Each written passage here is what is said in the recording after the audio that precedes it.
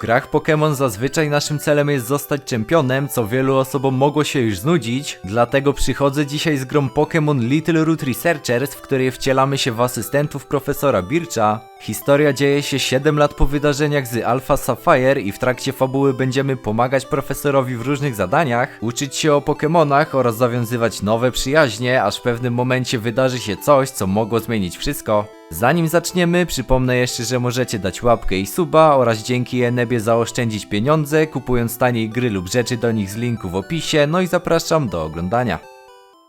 Na początku przywitał mnie spóźniony profesor Birch, ponieważ Zigzagoon ukradł jego torbę i nie chciał jej oddać, no i teraz poprosił mnie o uzupełnienie formularzu na swój temat, co gdy zrobiłem bez zastanowienia przyjął mnie do pracy na stanowisku asystenta, bo i tak zbyt wielu pomocników to on nie ma.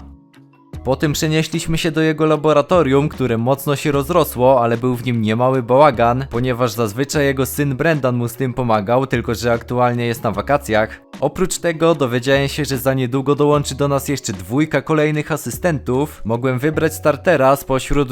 po prostu starterów z Hoenn, Swablu oraz Electrike'a, a że tym ostatnim chyba zraz w życiu grałem, to właśnie go wziąłem. No i na koniec profesor pokazał mi pokój, w którym przez następny miesiąc będę mieszkał razem z tymi ludźmi, których jeszcze nie znam. Po rozpakowaniu swoich rzeczy poszedłem na drogę 101, gdzie klasycznie Bircha zaatakowała dzika Puchayena, przed którą musiałem go obronić. Po tym, żeby sprawdzić moje umiejętności, powiedział, żebym złapał Wurmpla oraz Zigzagoona, a znalezienie ich było proste, ponieważ dzikie Pokémony swobodnie chodzą sobie po mapie, ale dodatkowo też co fajne, można znaleźć je również standardowo w trawie. Od razu poszedłem wykonać zlecone mi zadanie, po zrobieniu czego wróciłem do laboratorium, gdzie poznałem energicznego Trevora pochodzącego z Rustboro, którego marzeniem jest również zostać profesorem, czyli drugiego asystenta profesora właśnie. Birch powiedział, żebyśmy ze sobą zawalczyli, więc szybko 2 quick atakami pokonałem jego Abrę, a chwilę po tym doszła do nas ostatnia już asystentka, czyli trochę wycofana i nieśmiała Ewa, pochodząca z regionu Sinnoh, z którą chwilę pogadaliśmy, po czym wszyscy poszliśmy spać.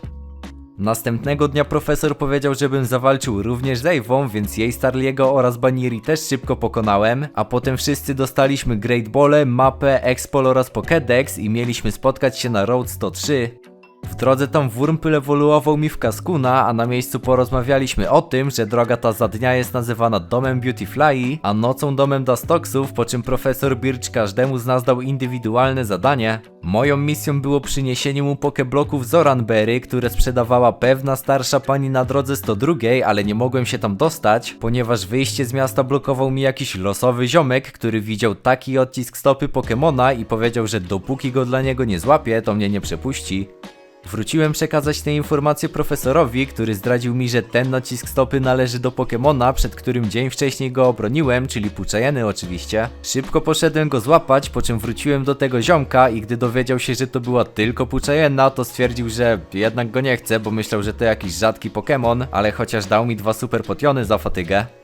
Następnie Kaskun już ewoluował w Dustoxa, a potem doszedłem do tej pewnej kobiety, czyli pani Margaret, od której zanim kupiłem pokebloki, to najpierw musiałem pokonać w walce jej Roselię, co zrobiłem spamując Gast Dustoxa oraz Beautifly'a, którego zone-shotowałem z Parkiem Electrike'a. Wróciłem z jagodami do profesora, który od razu po otrzymaniu wrzucił do rzeki, żeby nakarmić znajdujące się w niej lotady, co robi bardzo często, ale w trakcie tego zaczął padać deszcz, więc wróciliśmy do laboratorium. W naszym pokoju razem z Trevorem zainteresowaliśmy się tematem Kyogre, ponieważ 7 lat temu, gdy został on pokonany przez czempionkę May, to nie wrócił do snu, tylko od tamtego czasu nikt nigdy go nie widział, więc przez całą noc czytaliśmy książki na ten temat, ale w sumie to nic nowego nie udało nam się znaleźć niestety.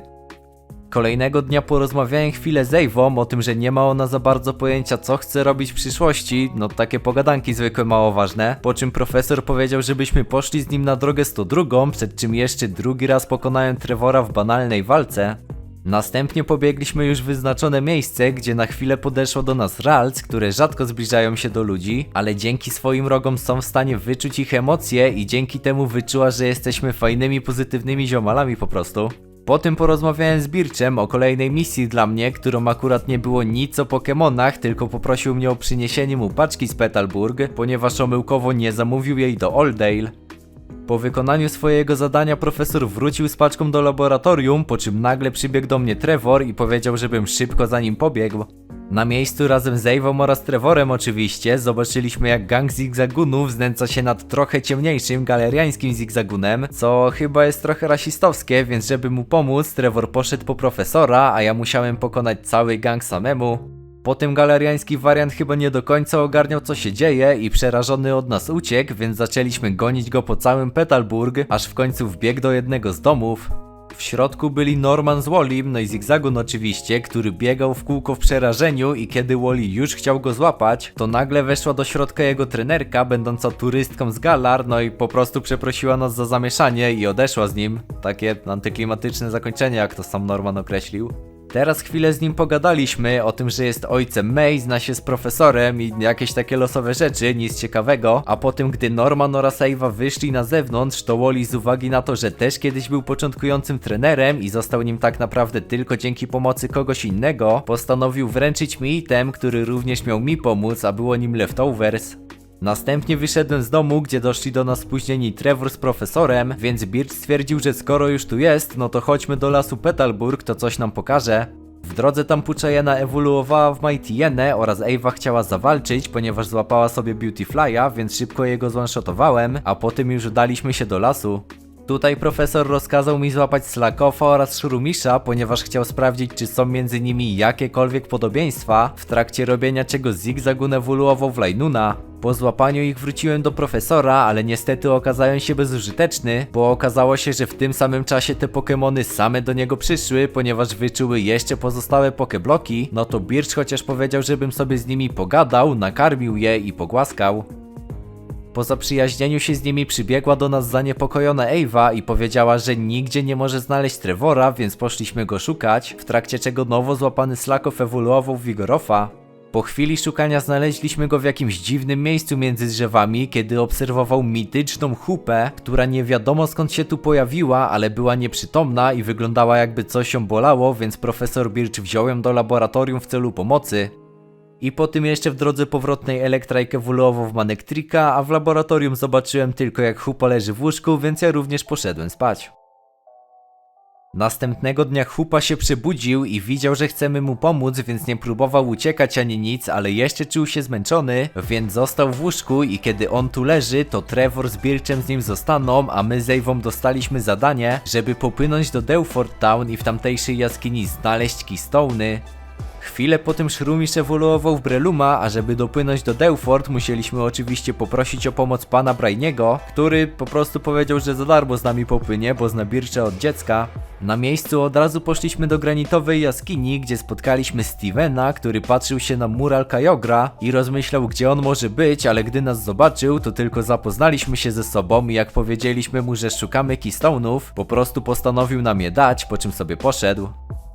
Następnie jeszcze szybko zawalczyłem z Eivą i potem wróciliśmy do laboratorium, gdzie przekazaliśmy kamienie profesorowi i na dzisiaj już nic więcej nie musieliśmy robić, więc poszliśmy spać, w trakcie czego pokazało mi się, że Hupa zniknął. Rano obudził mnie Trevor, właśnie mówiąc, że Hupa zniknął, więc od razu zbiegliśmy do laboratorium, gdzie po chwili rozkminiania co mogło się z nim stać, postanowił losowo do nas wrócić. Ogólnie to coś tam jakieś żarty sobie porobił, teleportując profesora portalem i wracając go przykładowo, ale potem zapytaliśmy co się stało, że leżał nieprzytomny w lesie, to odpowiedział nam, że do momentu przebudzenia w laboratorium totalnie nic nie pamięta i dodatkowo od tamtego czasu gorzej się czuje, co rzeczywiście chwilę później udowodnił, ponieważ znowu zaczął opadać z sił. Żeby mu pomóc, Eva z Trevorem ponownie zanieśli go do łóżka, a mnie profesor wysłał do Slateport City, żebym kupił Energy Root, dokąd w ogóle dostałem się przechodząc po liściach tych lotadów, którym w trakcie pierwszego zadania daliśmy jedzenie. Na miejscu najpierw musiałem udać się do muzeum, gdzie akurat trafiłem na wykład o Kyogru, który nic nowego nie zdradził, a po nim jakiś kapitan o imieniu Boss postanowił powiedzieć totalnie losowej dla niego osobie, czyli mi, że szuka sposobu na przywrócenie Kyogra do Hoenn, po czym sobie poszedł. Nie wiem jaki to miało sens. Następnie dalej w muzeum zagadałem do jednej z kobiet, która okazała się tutejszą sklepikarką i gdy powiedziałem jej co potrzebuję, to na spokojnie teraz mogłem to kupić. Od razu potem wróciłem do laboratorium, gdzie przekazałem lekarstwo profesorowi, ale jeszcze nie poszedł go dać Hupie. Ważniejsze od jego zdrowia było danie nam mega ringów i przedmiotów potrzebnych do mega ewoluowania naszych Pokemonów oraz wytłumaczenia, jak w ogóle działają i czym są mega ewolucje. No i dopiero teraz poszedł mu pomóc, a ja szybko pokonałem moich przyjaciół. Po walkach Hupa już się przebudził oraz był nam bardzo wdzięczny za pomoc, no i znowu coś sobie pożartował i coś tam pogadaliśmy, a potem powiedział jeszcze, że w zamian za pomoc może przeteleportować nas na pewną wyspę, na której nikt jeszcze nie był, a jako że jesteśmy asystentami profesora oraz wśród nas jest sam profesor, od razu się zgodziliśmy i weszliśmy za nim w portal.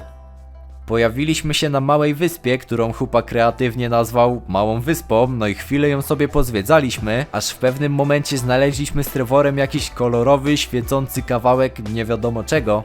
Jak tak staliśmy i myśleliśmy, co to może być, przyszedł do nas Hupa, który gdy tylko to zobaczył, przeraził się. Nagle w jednym momencie wróciły mu wspomnienia i opowiedział nam, że są to kawałki Prison Bottle, czyli przedmiotu, który przyzywa Hupę w miejsce użycia oraz zmienia go w potężną formę Unbound. Okazało się również, że Team Aqua powrócił i planują na nowo przyzwać Kyogre za pomocą portali właśnie Unbound Hupy, co już prawie im się udało, ponieważ mieli wszystkie potrzebne do tego rzeczy, ale w ostatniej chwili Hupa zniszczył Prison Bottle, rozwalając je na 8 części, które poteleportował po całym regionie, sam nie wie niestety gdzie, a potem wycieńczony stracił przytomność w lesie Petalburg, w którym go znaleźliśmy. Oczywistym jest, że Team Aqua prawdopodobnie teraz szuka tych kawałków, więc Hupa dodatkowo zdradził nam, że z tych 8 części potrzebujemy znaleźć aż 4, ponieważ do przyzwania Hupy i zmienienia jego formy wystarczy ich tylko 5, więc wróciliśmy do laboratorium pomyśleć, co robić dalej. No, tak w sumie to zbyt genialnego planu nie było, po prostu Hupa rozkazał nam szukać dookoła różnych miejsc, mi akurat powiedział, żebym szukał w okolicy drogi 104 oraz lasu Petalburg, więc od razu przeteleportowałem się tam. Ciężko znaleźć tego kawałka nie było, ponieważ leżał na środku drogi w lesie i kiedy już go chciałem wziąć, to nagle znikąd pojawił się Zigzagoon i zabrał mi go, więc musiałem gonić za nim po całych 2 lokacjach, aż w końcu mogłem go pokonać, odzyskać kawałek oraz odnieść do laboratorium. Niestety nikt oprócz mnie nic nie znalazł, a musimy znaleźć jeszcze 2 kawałki, więc od razu przeteleportowałem się w kolejne wyznaczone przez Hupę miejsce, czyli do granitowej jaskini w Delford Town. Tutaj żadnego kawałka akurat nie znalazłem, ale udało mi się podsłuchać rozmowę Teamu Aqua, który również przyszedł tutaj w tym samym celu co ja, no i na szczęście oni też nic nie znaleźli oraz dowiedziałem się dzięki temu, że im też brakuje 2 kawałków. Potem wróciłem z informacjami do Hupy, po usłyszeniu których postanowił, że żeby na pewno być szybszymi od nich, on również zacznie szukać kawałków, a mi powiedział, żebym sprawdził Slateport City i drogę 109.